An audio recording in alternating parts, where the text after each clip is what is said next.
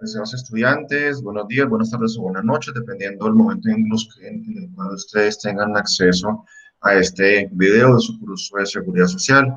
Recordemos que ya estamos dentro del sistema de seguridad social integral colombiana, que este sistema de seguridad social integral está conformado por varios perdón, por varios subsistemas y estamos, o sea, el sistema general de pensiones, de salud, de riesgos laborales y de servicios sociales complementarios. En la actualidad estamos en el sistema general de pensiones, que tiene a su cargo la cobertura de las contingencias que producen o generan los riesgos de la invalidez, vejez y muerte. Obviamente la invalidez de origen común. Si es de origen laboral, pues se mira en el sistema de riesgos laborales. Entonces, entrando ya en materia del sistema general de pensiones, hemos anunciado y hemos visto cómo efectivamente el sistema general de pensiones está a su turno dividido, se encuentra compuesto por dos regímenes. El régimen de prima media con prestación definida y el régimen de ahorro individual con solidaridad. Régimen de prima media con prestación definida que tiene o sea, que se encuentra administrado por parte de Colpensiones, y el régimen de ahorro individual que se encuentra administrado por unas entidades denominadas administradoras de fondos de pensiones. En ese orden de ideas, pues vamos a ver las generalidades, las particularidades de cada uno de estos dos regímenes. Entonces, comencemos primero con el régimen de prima media con prestación definida. Dentro de cada uno de estos regímenes vamos a mirar cuáles son las condiciones, cuáles son el funcionamiento mismo del régimen, cuáles son sus ventajas y sus desventajas. Entonces, el régimen de prima media con prestación definida, tengámoslo claro, que es el régimen creado obviamente por la ley 100 de 1993, pero este régimen, digamos que recogió el modelo pensional, el sistema pensional que venía administrando hasta ese entonces el Instituto de Seguros Sociales con su acuerdo 049 de 1990. Entonces, lo que venía haciendo el Instituto de Seguros Sociales comienza a desarrollarlo, o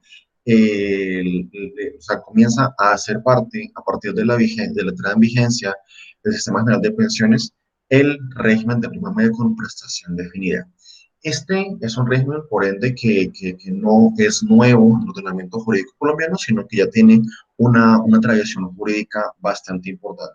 Cambia de nombre, sigue la misma administradora, lo que cambian son unas condiciones y requisitos. Entonces, particularidades de este régimen. Acá todos, comencemos por su nombre, de dónde sale, por qué surge ese nombre de régimen de prima media con prestación definida. Recordemos que la prima es el valor que se debe pagar o sufragar para tener derecho a un seguro, sea cual sea el seguro. Entonces, aquí la prima es media porque todas las personas tienen el mismo monto, o sea, tienen no el mismo monto, sino un valor proporcional, un valor medio, que es equivalente a un porcentaje determinado. Todos cotizan el mismo porcentaje para tener derecho al seguro. Normalmente el 16%. Digo normalmente porque hay unas excepciones, pero pues esas excepciones son para el Fondo de Solidaridad Pensional, pero pues eso no va directamente a la cuenta como tal, no se tiene en cuenta para la pensión. Entonces, para la pensión se cotiza el 16%, por eso es prima media. ¿Y por qué prestación definida? Porque los requisitos para tener derecho a la prestación, el monto de la prestación, las condiciones de la prestación, los beneficiarios de la prestación están definidos en la ley, o sea, están previamente definidos en la ley. Por eso de ahí su nombre, prima media con prestación definida. Como les indicaba, este régimen se encuentra administrado por lo que era el antiguo Instituto de Seguros Sociales, hoy en día la Administradora Colombiana de Pensiones, Colpensiones.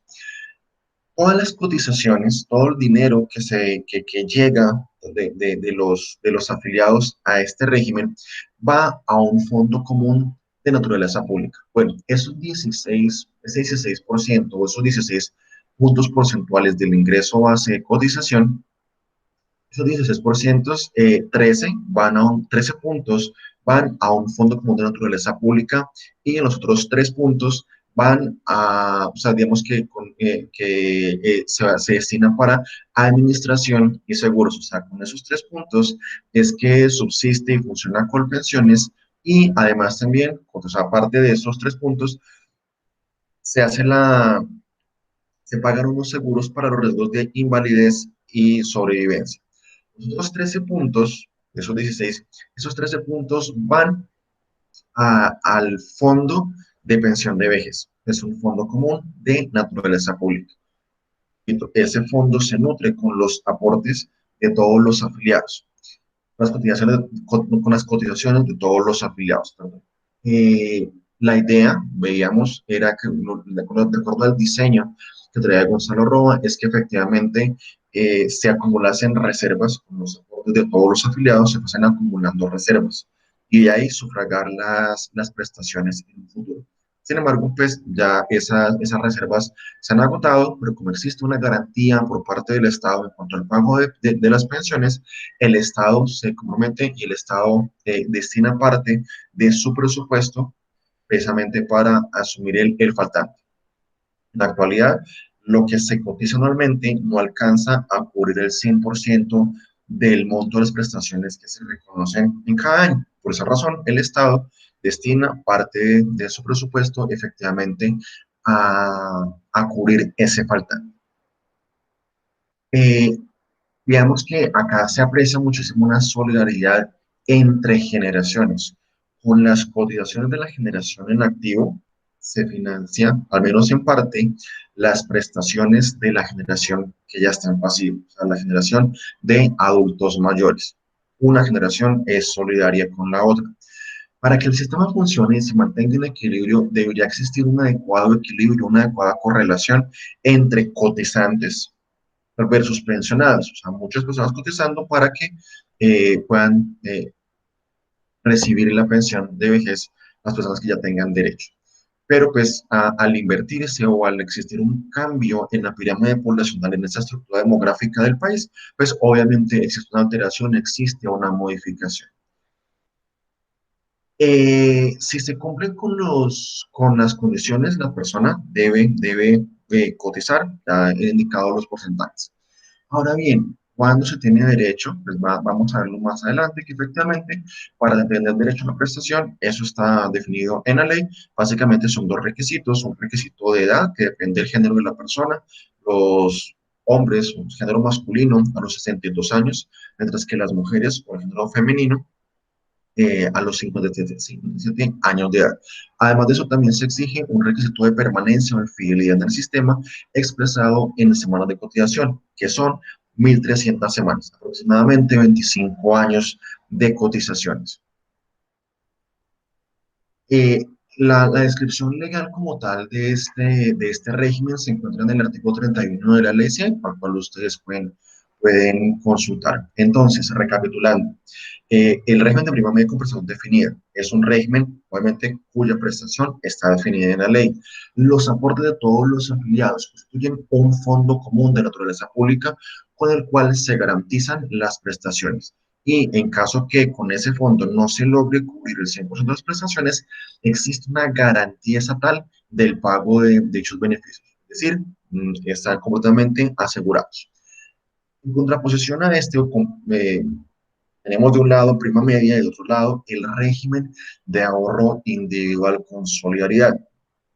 Parece contradictorio algo individual, pero a su vez solidario, pero sí, sí existe como tal esa posibilidad de ser individual y también ser solidario a la vez. Este régimen busca, o sea, es un régimen relativamente nuevo, fue implantado en Colombia con la ley 100, o sea, nace con la ley 100. Básicamente, acá lo importante es el modelo de financiación de las pensiones. Acá las pensiones como tal se financian o el financiamiento de las pensiones depende precisamente del esfuerzo individual. De ahí el nombre del régimen de ahorro individual. Depende del ahorro que cada persona, que cada individuo realice a lo largo de toda la etapa de toda su etapa productiva, de toda su vida laboral. Entonces, con ese capital que la persona logra ahorrar, de ahí se va a financiar la pensión en un futuro, ¿sí? Esa básicamente es la idea. Entonces, las cotizaciones que haga el individuo, que haga la persona, que haga el afiliado, con ese ahorro es que se va a pagar, que se va a financiar precisamente, o sea, él se financia su propia pensión. Entonces, acá algo importante, la efectividad del sistema, la efectividad del futuro pensional depende precisamente de la capacidad del individuo, de la capacidad de la persona de acumular en su cuenta de ahorro un capital suficiente, un capital obviamente muy importante con el cual se pueda financiar su pensión. Acá no existe, a diferencia del otro régimen de prima media, no se exigen los requisitos de edad y tiempo de jubilación, perdón, edad y tiempo de fidelidad al sistema. No, aquí en principio la persona se puede pasar a la edad que quiera y con el monto que la persona quiera. O sea, no está sujeto a un porcentaje sobre su ingreso base de liquidación y una tasa de reemplazo. No, acá la persona escoge eh, la persona puede terminar, si se pensiona con un salario mínimo o con un salario o con un ingreso mayor. Obviamente que para ello lo indispensable es que efectivamente la persona tenga el capital suficiente, es decir, que en su cuenta de ahorro individual logre acumular cifras bastante importantes, o sea, tenga un ahorro importante en esa cuenta de ahorro individual. O sea, es decir, la persona se puede personar cuando en su cuenta de ahorro individual tenga el capital suficiente que le permita financiar una pensión equivalente al 110% del salario mínimo de 1993 indexado al valor presente. Es decir, tomamos el salario mínimo que está en el año 1993, lo traemos a valor presente, o sea, lo indexamos, tenemos el 110% de ese salario, lo indexamos y se mira si efectivamente con el capital que la persona tenga, con el capital que tenga acumulado, teniendo en cuenta también obviamente su edad, si con ese capital le alcanza para financiarse esa pensión. Si lo tiene, se pensionó por vejez, no hay ningún inconveniente. Eh, claro, eso no significa que después de haber alcanzado ese mínimo, la persona no pueda seguir cotizando, no pueda seguir ahorrando, no pueda seguir incrementando exponencialmente ese ahorro.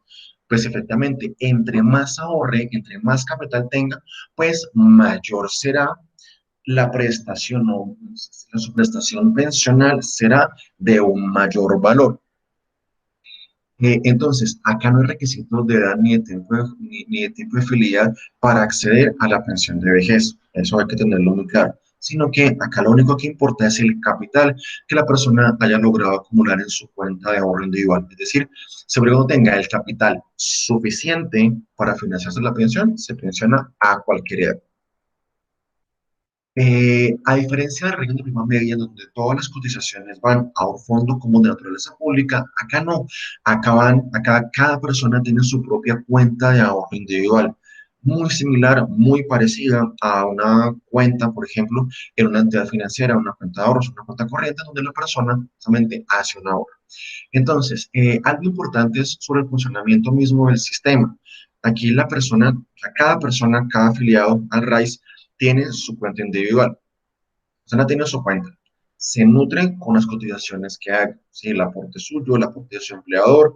La persona también puede hacer aportes voluntarios, esa es una ventaja que no tiene, con la cual no se cuenta en prima media. Acá la persona puede hacer aportes voluntarios, con lo cual se mejora sensiblemente la expectativa personal.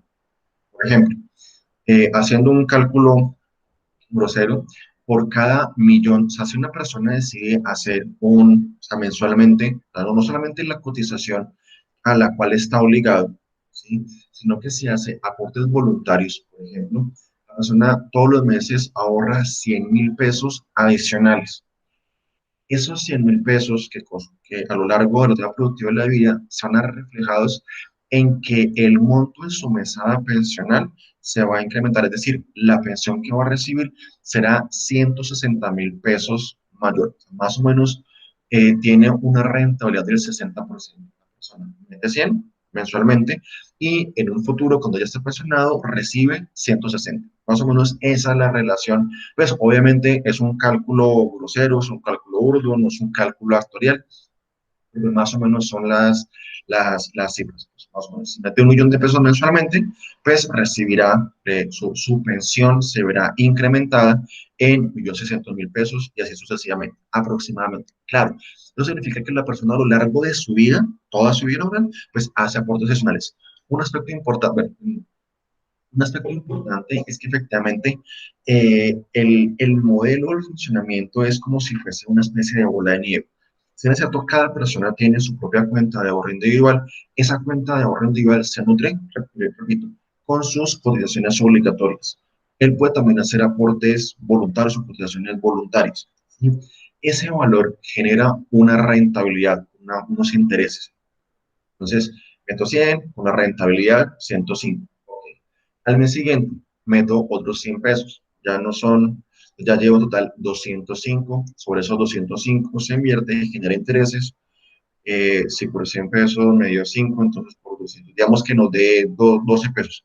Entonces, en total serían 217 pesos. Entonces, fijémonos que así como pues les decía, efecto de bola de nieve, en la cúspide de la montaña comienza una bola chiquitica, pero mientras desciende toda la montaña, va incrementando su tamaño porque va recogiendo más y más nieve. Así mismo ocurre acá, la persona ingresa con un valor pequeño, primera cotización en su vida, pero pues a lo largo de toda su vida laboral, la persona va realizando aportes, la persona va realizando cotizaciones, eso también va generando rentabilidad y poco a poco la cuenta va creciendo.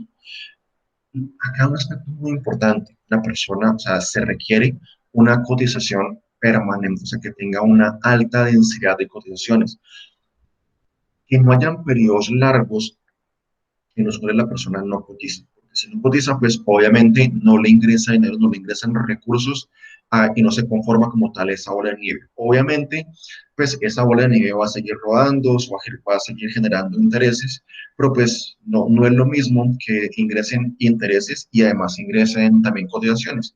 La idea es que precisamente todo vaya creciendo. Entonces, como les indicaba, cada persona tiene su propia cuenta individual. Esas cuentas individuales sumadas, o sea, la de cada uno de los afiliados, pues esas cuentas, la sumatoria de todas esas cuentas conforman lo que es un fondo de pensiones. Ese fondo de pensiones es administrado, valga la redundancia, creo que el nombre no puede ser más específico y no más indicativo. El nombre de las entidades que administran un fondo de pensiones, pues se hace administradora de fondos de pensiones. En la actualidad en Colombia existen 4 administradoras, que son Protección, Porvenir, Colfondos y Escandia. Escandia cambió de nombre, o sea, era Escandia, luego pasó a llamarse Old Mutual y nuevamente se llama Escandia. Entonces, esas 4 administradores de fondos de pensiones son eso, administran dinero de otros. Los fondos de pensiones no le pertenecen a las AFP. Los fondos de pensiones, sus dueños, sus propietarios son precisamente los ahorradores, los afiliados a esa administradora de fondos de pensiones. Entonces, la AFP, cualquiera de esas 4 que les mencioné hace un momento, tiene su patrimonio propio, ¿sí? Y maneja el fondo de pensiones. Es un patrimonio autónomo, es un patrimonio diferente. Entonces, repito, recalco, ese dinero que está en los fondos de pensiones no le pertenece a la CFP, le pertenece a los afiliados. Que muchas veces se critica que no, que los particulares están, que esos 4 fondos están manejando el dinero, que están acumulando capital. No, ese dinero no es de ellos, es de sus ahorradores.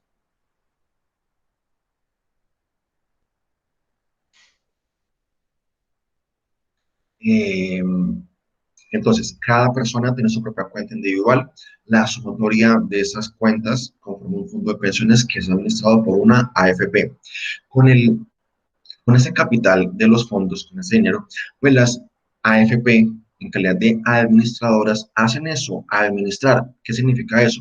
toman ese dinero, hacen unas inversiones. Obviamente existe una reglamentación muy fuerte, muy precisa en qué tipo de activos pueden invertir, qué tipo de negociaciones pueden hacer, qué porcentaje o qué monto pueden invertir, por ejemplo, en la bolsa de valores o en títulos de deuda pública o en hay un portafolio de inversiones específico y determinado. Entonces, las AFP administran, invierten. La idea es que esas inversiones generen una rentabilidad positiva y esa rentabilidad positiva se reinvierte, o sea, perdón, es distribuida en forma proporcional entre los que conforman, entre los afiliados del fondo de pensiones. Entonces, el fondo tenía 100 millones, el fondo hizo inversiones, una inversión, o sea, trajo una rentabilidad del 15%, entonces ya no se tienen 100 millones, sino 115 millones. Esos 15 millones se reparten, no se distribuyen en forma proporcional, es decir, se hace un prorrateo entre los diferentes miembros entre las diferentes cuentas de ahorro individual. Prorrateo, se reparte en forma proporcional. Ojo, se reparten las utilidades. Si son positivas, se reparten utilidades. Si la utilidad es negativa, también se reparten las pérdidas. También hay que tenerlo claro. No obstante eso, cada uno de los fondos de pensiones debe garantizar una rentabilidad mínima a sus afiliados. Es decir, para motivar, para presionar a que las administradoras sean muy juiciosas, se establece que efectivamente ellas, o sea, tienen que garantizar una rentabilidad mínima. Por ejemplo, las otras administradoras se saca el promedio de cuál fue su rentabilidad, se saca el promedio. Y las que estén por debajo de ese promedio, ¿sí? Estas dos, en este caso que estoy tratando, con su patrimonio tienen que poner lo que haga falta para completar esa rentabilidad mínima. Entonces, siempre existe esa rentabilidad mínima que en algunas ocasiones puede ser negativa, pero pues no es muy frecuente. Hay que también aclararlo y para dar tranquilidad sobre el tema. Entonces, la rentabilidad del fondo se reparte entre el fondo y efectivamente la administradora pues tiene que garantizar una rentabilidad mínima. Ahora bien, cuando la persona en su cuenta de ahorro individual haya acumulado el capital suficiente, se puede pensionar. Una vez haya cumplido, una vez haya adquirido el derecho a la pensión de vejez, pues la persona puede escoger entre diferentes modalidades de pensión, modalidades de pago de la pensión de vejez. La ley se consagró, la ley del 93 consagró tres modalidades de pensión, como son el retiro programado, la renta vitalicia inmediata y el retiro, y una combinación de las dos, que es el retiro programado inmediato con renta vitalicia diferida.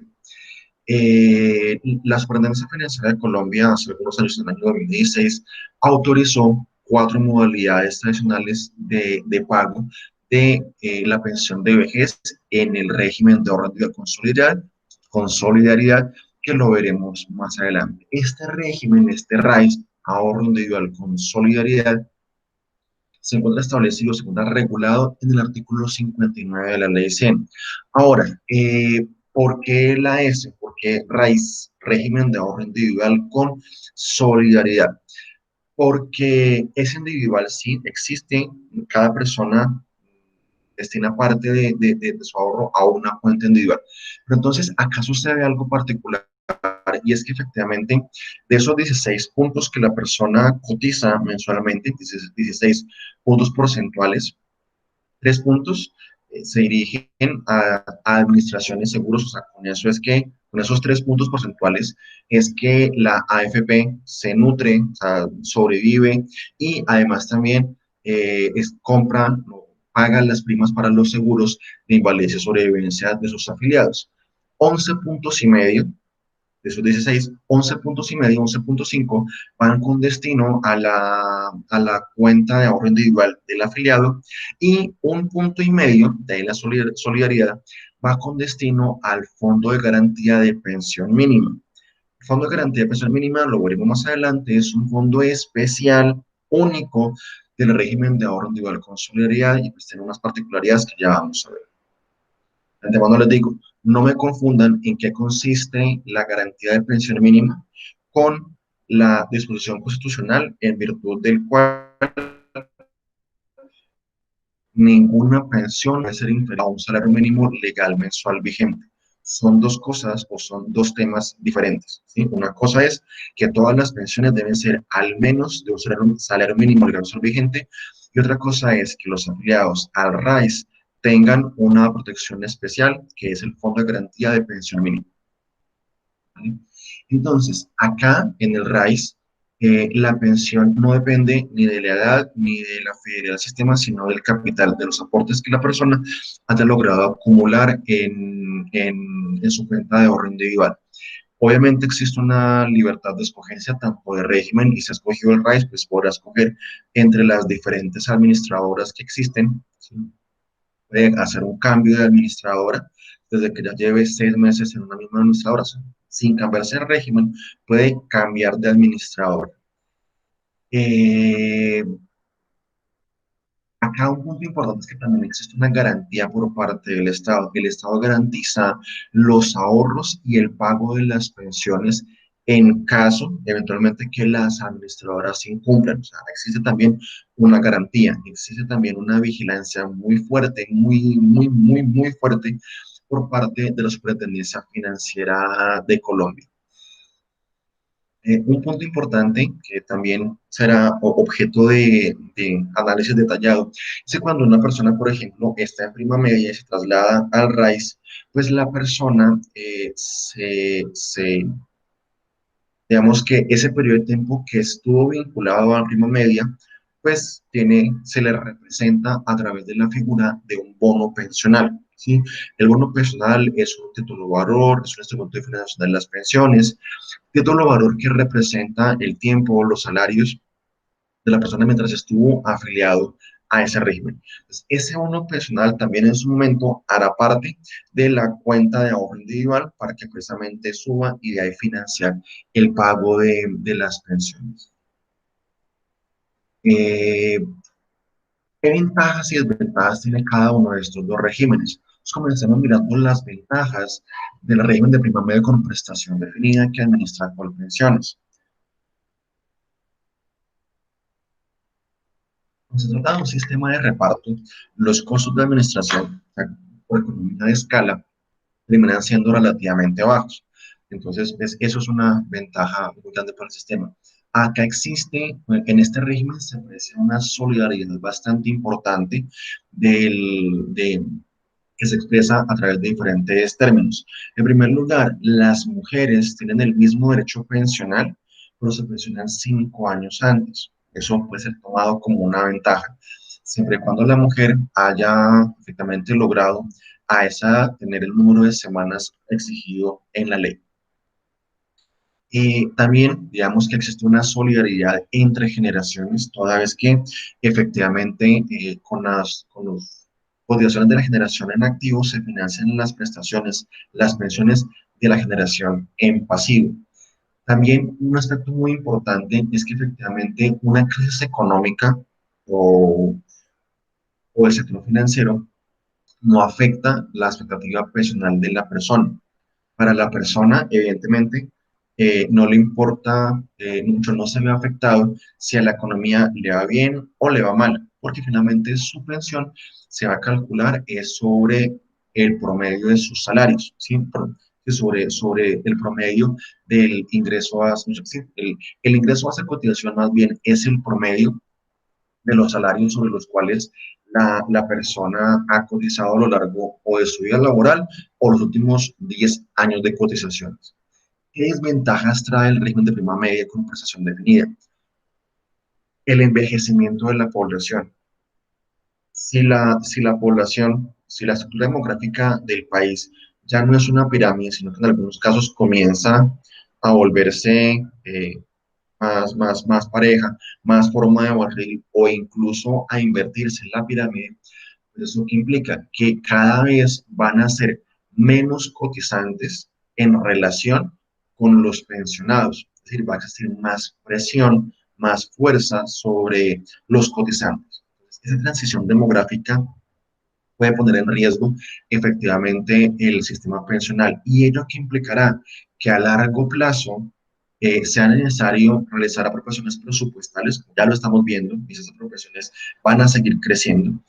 O sea, el Estado va a tener que seguir inyectando recursos para poder garantizar el pago de esas pensiones. Otra desventaja, entonces, primero, la transición demográfica. En segundo lugar, que como consecuencia de eso se requiere a largo plazo una inyección de capital por parte del Estado. Y otra desventaja es que efectivamente el sistema o este régimen no tiene un incentivo en el ahorro de las personas. No tiene ninguna motivación para poder ahorrar, sino que efectivamente, pues todo, porque su pensión no se va a basar o no se va a liquidar teniendo en cuenta lo que ha ahorrado, sino todo lo contrario, se tiene en cuenta solamente lo que la persona ha cotizado, el valor de sus salarios sobre los cuales ha cotizado. En contraposición a las ventajas y desventajas de prima media, miremos las ventajas del régimen de ahorro individual con solidaridad. Este es un régimen que evidentemente es un régimen de ahorro. Acá existe una altísima relación entre el ahorro de la persona, entre el ahorro individual y su expectativa pensional. Entonces, eso incentiva el ahorro individual y que sumado, pues obviamente incentiva el ahorro nacional, fortaleciendo ese mismo mercado de capitales. Cuando la economía va al alza, pues son tasas de intereses muy altas, una alta rentabilidad, y eso pues se ve reflejado en que las cuentas de ahorro individual también van a crecer, también son importantes. Entonces, las pensiones se van a favorecer, van a crecer si las tasas de interés son muy altas. Al haber varias administradoras, por lo menos cuatro en nuestro caso actual, pues existe una competencia entre ellas. ¿Y la competencia cuál va a ser? No, mire, es que acá sus ahorros tienen una mejor rentabilidad, una mayor estabilidad. O sea, en teoría se incrementa la eficiencia, la eficiencia del sistema y del régimen. Ahora bien, no todo es color de rosa. El RAIS también tiene algunas desventajas. La efectividad del sistema depende que efectivamente de manera sostenida y a lo largo de toda la vida laboral existan tasas de interés altas, ¿sí? Si hay una crisis económica, una recesión, tasas de interés bajas, pues eso también tiene un impacto directo y negativo en los fondos de pensiones. Es decir, una crisis económica puede incluso llegar a destruir un fondo de pensiones. Entonces, por eso, una desventaja grande del RAIS es que para su funcionamiento se exige un sistema de capitales grande y eficiente. Al haber varias administradoras, pues los costos también son elevados, también son altos y que pues para el funcionamiento el adecuado funcionamiento del sistema se requiere que exista un control muy fuerte por parte del Estado.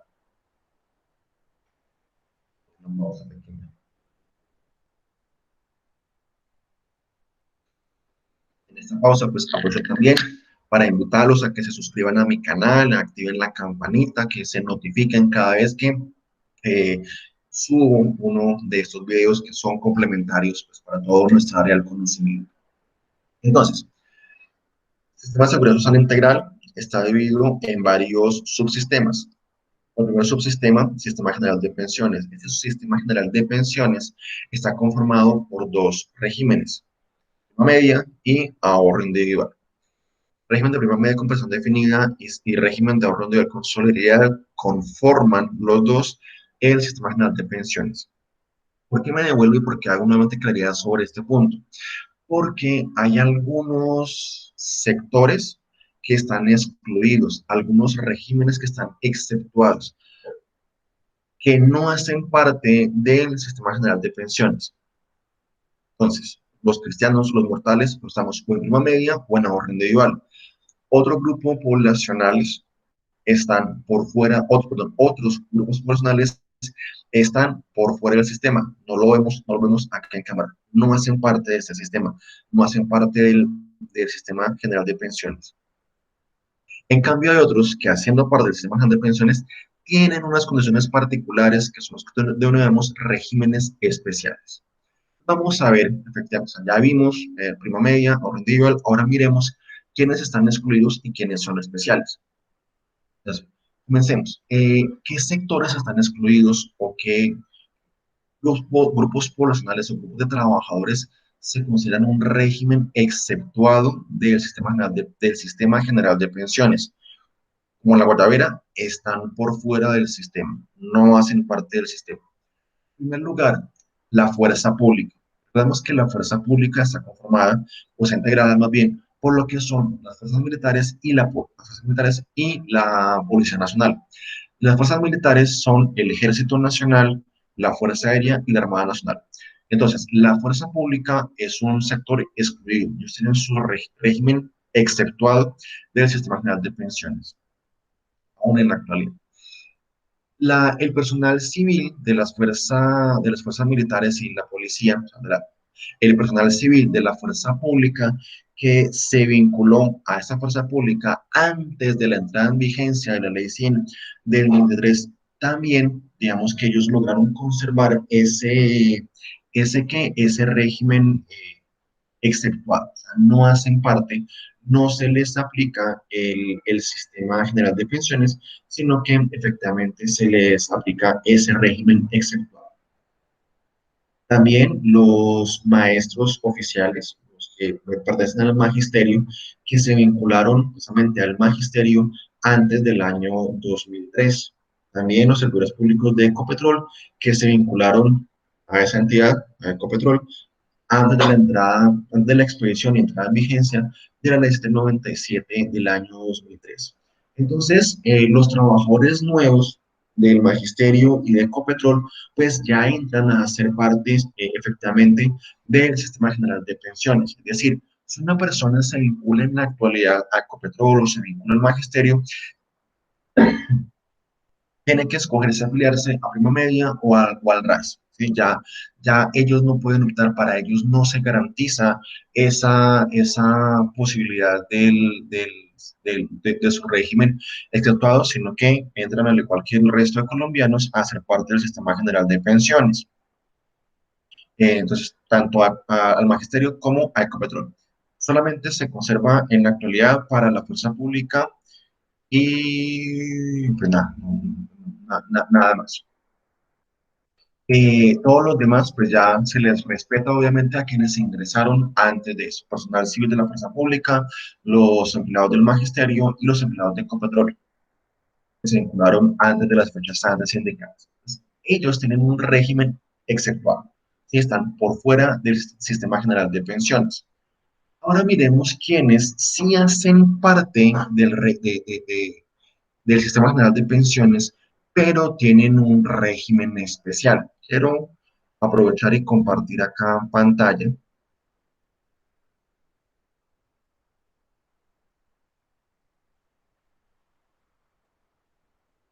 Y estamos mirando. Eh, entonces, ¿cuáles son los regímenes especiales? Un primer régimen especial es el de los trabajadores públicos o privados que desempeñan una actividad laboral que implique un alto riesgo para la salud. Este es el primer régimen especial. Trabajadores públicos o privados que laboran en actividades que implican un alto riesgo para la salud. ¿Qué tipo de actividades se consideran que implican? A ver, obviamente toda actividad tiene un riesgo para la salud, sí, pero entre esa generalidad hay algunos que tienen un riesgo alto, un riesgo elevado. ¿Qué actividades se consideran o que implican un alto riesgo para la salud? Los quienes trabajan en minería de socavones, en espacios confinados, de los trabajos que implican la exposición a altas temperaturas, por ejemplo, hornos, algo así, trabajos con exposición a radiaciones ionizantes.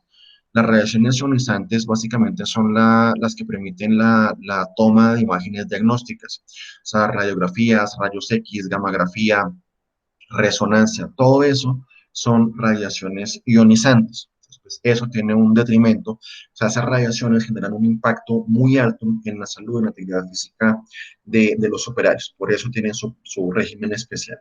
También quienes hacen actividades laborales que impliquen la exposición a sustancias comprobadamente cancerígenas, como por ejemplo el sílice o el asbesto. los controladores aéreos de la aeronáutica civil. La tarea del controlador aéreo implica un altísimo riesgo para la salud mental de sus trabajadores, obviamente, porque pues ellos tienen un gran número de aviones a su cargo, de aeronaves a su cargo. Todas las vidas que van al interior de cada aeronave, más el impacto o el daño que puede generar si por ejemplo cae en un sitio poblado, pues esa situación de estrés genera una afectación muy importante en la salud mental de los controladores aéreos. Tienen su propio régimen especial o hacen parte de este régimen especial más bien. También las personas que pertenecen al cuerpo oficial de bomberos en el área específica de extinción de incendios, es decir, no todos los bomberos, o sea, no todo el personal de bomberos, sino específicamente los encargados del área de extinción de incendios. También aquellos servidores del Instituto Nacional Penitenciario y Carcelario, INPEC, encargados de la vigilancia y custodia de los internos. Todos estos 7 tipos de actividades laborales implican un alto riesgo para la salud y por esa razón tienen su propio régimen especial. ¿En qué consiste este régimen especial? Que estos trabajadores no cotizan 16 puntos como todos los demás trabajadores, sino que cotizan 10 puntos adicionales, o sea, 26% de su ingreso base de cotización. Esos 10 puntos adicionales están en cabeza del empleador, toda vez que es el empleador quien genera el riesgo, quien se beneficia del riesgo al cual está expuesto el trabajador. Bien, si el trabajador a lo largo de su vida alcanza a cotizar al menos 700 semanas con esa cotización especial, tendrá derecho a acceder a esta pensión especial de vejez de alto riesgo. Entonces, ¿en qué consiste este régimen especial? Los requisitos en cuanto a semanas son las mismas, o sea, 1.300 semanas de cotización. Si de esas 1.300, al menos 700 semanas fueron cotizadas bajo esa modalidad especial de 10 puntos adicionales, el trabajador se puede pensionar a los 55 años de edad. No importa el género de la persona, masculino o femenino. Obviamente para el género femenino, las mujeres, pues tendrá una reducción de edad de 2 años y para el género masculino o los hombres, una reducción de 7 años de edad. Ahora, esto es el requisito básico y mínimo para tener derecho a la pensión especial de vejez de alto riesgo. Si la persona no solamente cumple con las 700 semanas, aproximadamente 14 años, un poquito menos, 14 años, o sea, ya tiene las 700 semanas pero, o sea, no tiene solamente esas, sino que tiene más semanas cotizadas. Por cada 60 semanas adicionales podrá disminuir un año para la edad de pensión. Entonces, si de las 1.300 semanas, al menos 770 fueron cotizadas en forma especial, se puede pensionar a los 54 años. Se ha cotizado 840 a los 53 y así sucesivamente. O sea, se va disminuyendo la edad de pensión.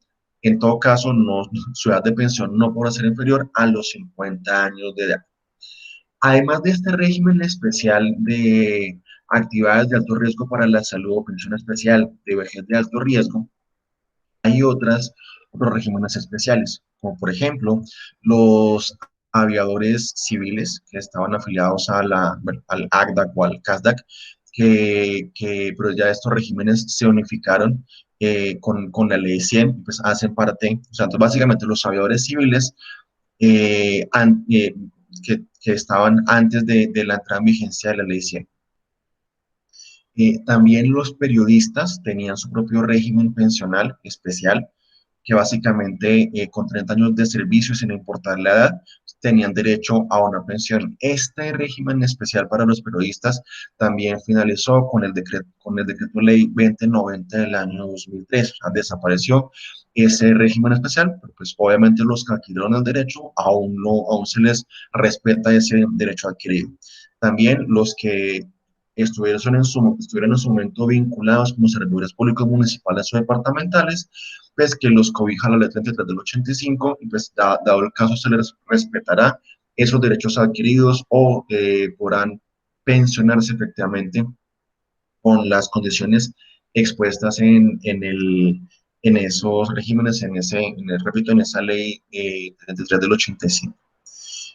Otro régimen especial, como lo vemos acá en pantalla, es por ejemplo de los deportistas destacados. Básicamente, para que esas personas que han sido gloria del deporte nacional, pues no pasen sus últimos días, no pasen su vejez postrados en la miseria. Normalmente los deportistas en nuestro país pues son personas de escasos recursos, y normalmente no todos, pero pues sí, muchos deportistas pues provienen de una clase social baja, sin muchas alternativas y por eso ven en el deporte la forma de surgir y de salir adelante. Pero pues precisamente por dedicarse al deporte, pues no desarrollan una actividad laboral, no cotizan y pues terminarán sus días, muchos de ellos, sin una protección, sin una cobertura.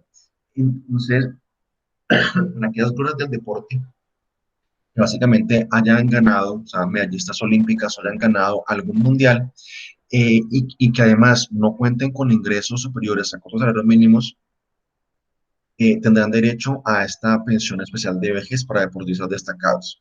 Esa pensión tiene una particularidad, es una pensión de vejez, pero no da lugar al derecho a la sustitución ni a la sobrevivencia.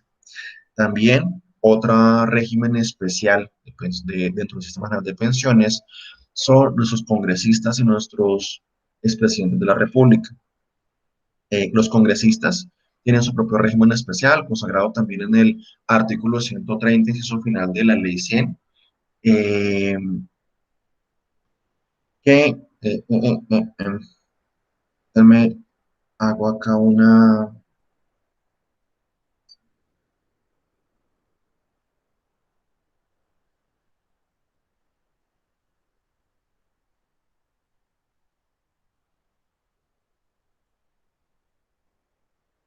nuevamente acá a presentar y acá abajo pues digamos que está pues, la transcripción del artículo séptimo del decreto 1359 del año 93, el cual establece básicamente los requisitos para que los congresistas puedan tener acceso a la pensión de vejez, básicamente. Eh, una persona que haya cumplido la edad de pensión establecida en la ley del 85, 50 años para las mujeres, 55 para los hombres. Además de eso, 20 años de servicios, continuos o discontinuos, en una o diferentes entidades de derecho público y entre esas, en algún momento de su vida, hizo parte del Congreso de la República en calidad de congresista o de senador. Entonces, esas personas tendrán derecho a una pensión especial de vejez. O sea, con el solo hecho de haber ocupado en algún momento de su vida la posición de congresista, pues además, bueno, perdón, haber laborado para el Congreso de la República, eh, entonces, a una pensión. No significa que haya terminado su vida laboral en el Congreso, sino que pues, al menos haya estado en algún momento de su vida en el Congreso de la República. Entonces tendrá derecho a una pensión especial de vejez. Repito, la entidad que se encarga, la entidad de previsión social del Congreso de la República es FONPRECO, Fondo de Previsión Social del Congreso de la República. Los presidentes de la República también tienen derecho a la pensión, a una pensión especial de vejez. Lo único que se exige es que haya ejercido el cargo de presidente de la República durante un periodo de tiempo que razonablemente permita inferir un ejercicio efectivo del cargo. ¿Por qué esta disposición? Porque es que en el pasado hubo personas que, reemplazando al presidente de la República en una ausencia temporal de este, o sea, por ejemplo, salía del país y dejaba en encargo a pues, a otra persona. Entonces, una persona podía ocupar el cargo o el encargo de presidente de la República durante un periodo de 8 días. Pues no es justo que una persona, por el simple hecho de haber estado 8 días ocupando este cargo, pues ya con eso tenga derecho a una pensión especial de vejez.